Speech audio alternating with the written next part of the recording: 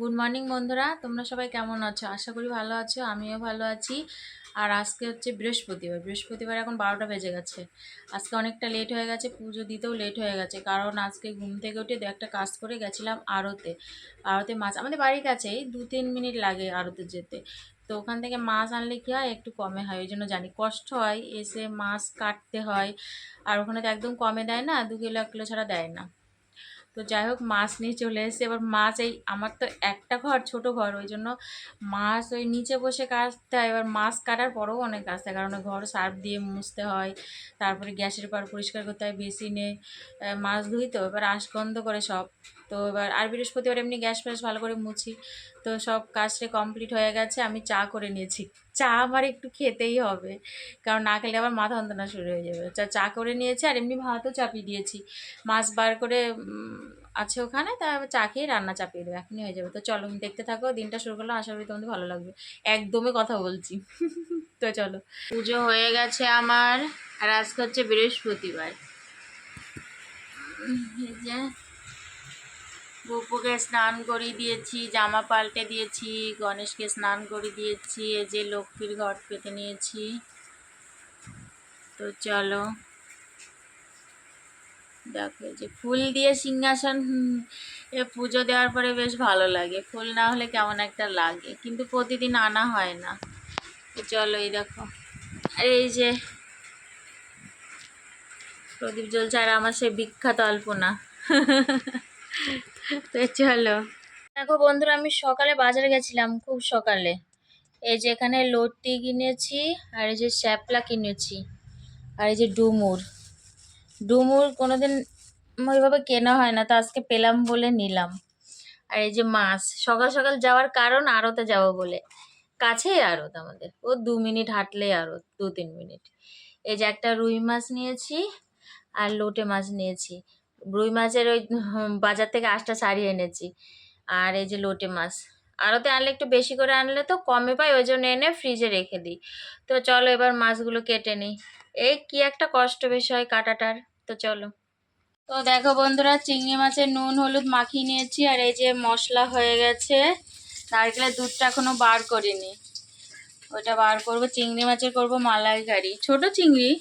আর এটা হচ্ছে রুই মাছ, 2 পিসই করব, পেঁয়াজ লঙ্কা টমেটো দিয়ে কষা কষা করব। তো চলো রান্নাটা করে নিই।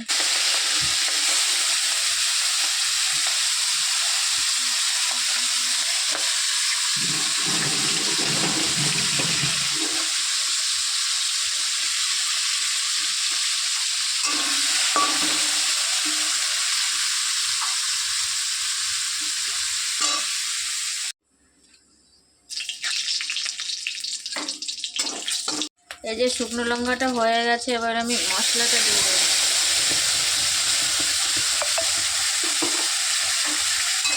চলো মশলাটা কষিয়ে নিই। তো দেখো আমার মশলাটা কষে গেছে, খুব বেশি তেল দিইনি, কারণ চিংড়ি মাছ তোলার সময় না প্রচুর তেল উঠে গেছে। মশলা কষা হয়ে গেছে, এবার নারকেলের দুধটা দিয়ে দিচ্ছি। এই দুধ দিয়ে আর জল দেবো না, এটি হয়ে যাবে। তো চলো করে নিই। তো চলো, এই যে ঝোলটা ফুটে গেছে, এবার চিংড়ি মাছ করা দিয়ে দিচ্ছি, দিয়ে এবার ঢেকে দেবো। ততক্ষণ তো জল রাখবো না। চলো, তো দেখো এই যে ফুটে গেছে, এই অবস্থায় নামিয়ে ফেলবো। এই যে গরম মশলা দেবো, এই যে গ্যাস বন্ধ করে দিয়েছি, গ্যাস বন্ধ করে নামানোর আগে একটু গরম মশলা দিই। তো চলো তারপর নামিয়ে দেখাচ্ছি।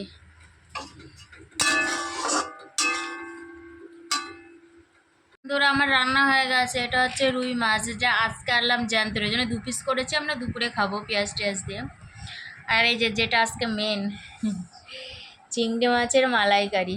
খুব সুন্দর কালার হয়েছে, লাইট জ্বালিয়েছি, কিন্তু বাইরে বৃষ্টি হচ্ছে তো ওই জন্য এরকম লাগছে, খুব সুন্দর হয়েছে।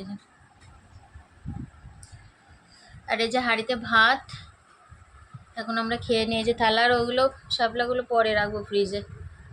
হাই বন্ধুরা, তোমরা সবাই কি করছো? আর এখন হচ্ছে অনেকটা রাত হয়ে গেছে, আমার রাতের খাওয়া দাওয়া হয়ে গেছে।